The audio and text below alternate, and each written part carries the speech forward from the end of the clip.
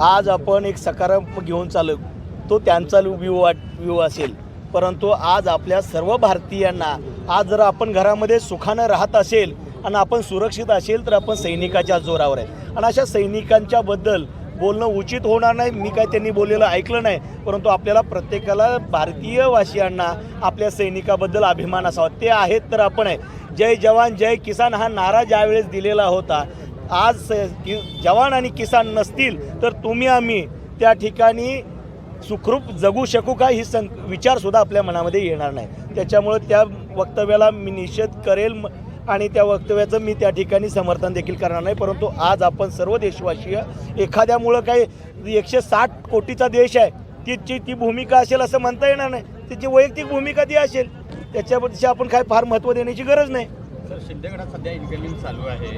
अशी पण चर्चा चालू आहे की काँग्रेसचे नेते दिलीपराव माने शिंदे गटात येण्याची शक्यता वर्तवली जात आहे, चर्चा चालू आहे. काय काल आपण भूकंप झालेला बघितलं आहे, पण आजच्या रॅलीच्या निमित्तानं त्याच्यावर बोलणं अधिक दिसणार नाही.